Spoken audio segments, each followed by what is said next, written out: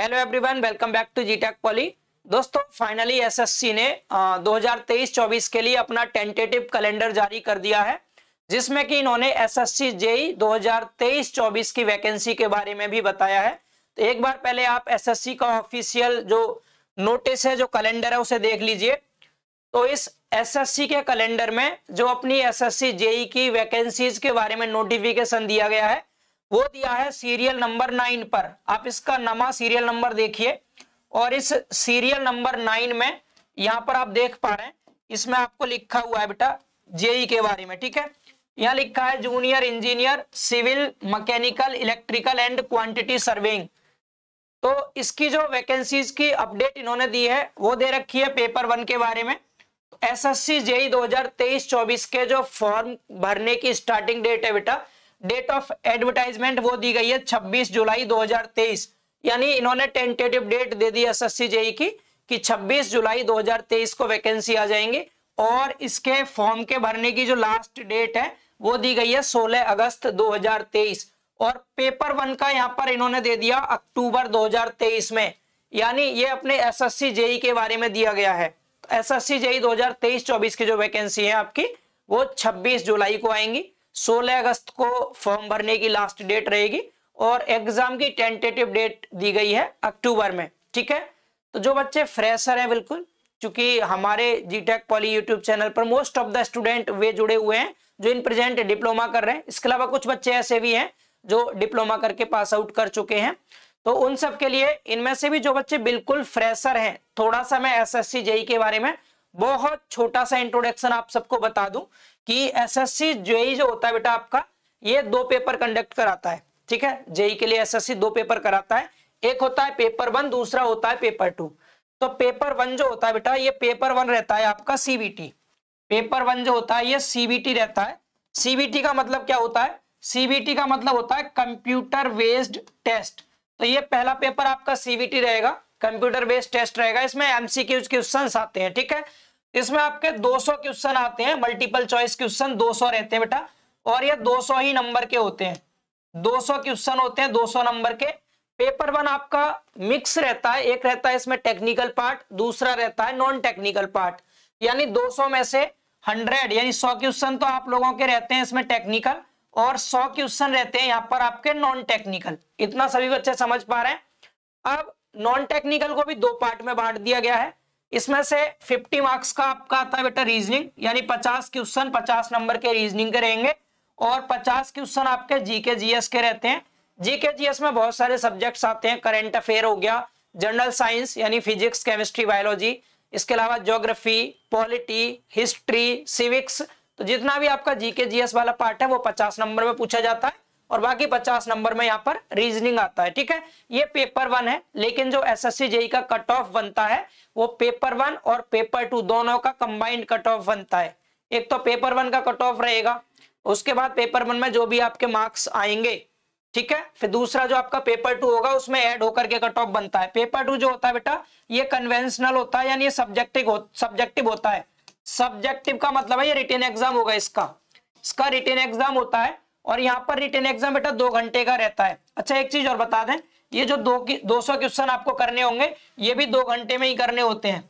इसको भी 2 घंटे का ही टाइम मिलता है, 2 घंटे में 200 क्वेश्चन। ठीक है, इधर 2 घंटे का पेपर रिटन एग्जाम होगा, जो कि आपका बेटा 300 नंबर का होता है। कितना?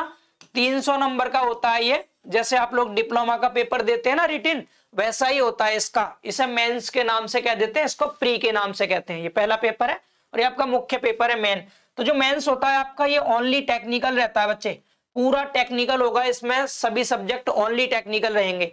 तो अगर आप देख पा रहे होंगे एसएससी जेई में, तो इधर 100 नंबर का टेक्निकल पेपर 1 में है, और इधर आपका 300 नंबर का जो टेक्निकल है बच्चे, ये आपका पेपर 2 में है। यानी ओवरऑल 400 नंबर का तो आपका टेक्निकल पोर्शन है, और 50 नंबर का आपका रीजनिंग वाला पार्ट आता है। ठीक है, और जीके जीएस का 50 नंबर का पार्ट है। समझ पा रहे हैं?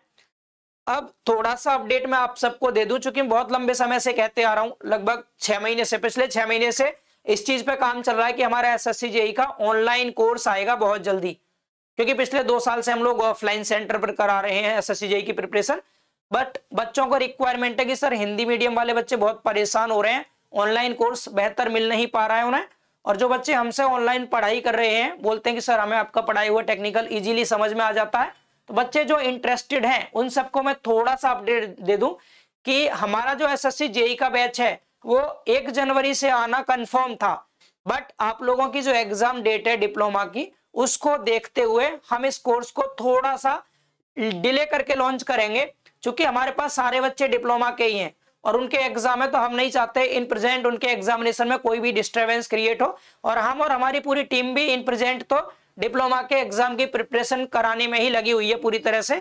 तो जैसे ही आपके डिप्लोमा के बेटा एग्जाम कंप्लीट होते हैं उसके जस्ट बाद ही हम अपने एसएससी जेई के कोर्स की अनाउंसमेंट कर देंगे, डेट फिक्स कर दी जाएगी। बट उससे पहले मैं आपको छोटी छोटी अपडेट्स लाता रहूंगा एसएससी जेई के बारे में कि कौन कौन से डिपार्टमेंट में ये वैकेंसी आती हैं, ठीक है, और इनमें से कौन सा डिपार्टमेंट सबसे अच्छा होता है, पे स्किल क्या रहता है, सिलेबस जो है ये वाला इसका सिलेबस क्या होगा, ये तो मैंने आपको नॉर्मल बता दिया, टेक्निकल नॉन टेक कितना पार्ट है, कौन कौन सा यहाँ पर पोर्शन रहेगा, लेकिन डिटेल्ड सिलेबस भी थोड़ा सा डिस्कस कर लेंगे इसका।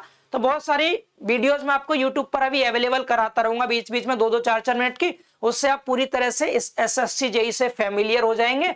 उसके बाद जैसे ही आपके एग्जाम कंप्लीट होंगे हम अपना कोर्स लॉन्च कर लेंगे और पूरी टीम वर्क करेगी आपके साथ, क्योंकि ये कोर्स इतना बड़ा है कि इसमें कोई भी इंडिविजुअल इंसान पूरा कोर्स कवर नहीं करा सकता, टेक्निकल नॉन टेक दोनों।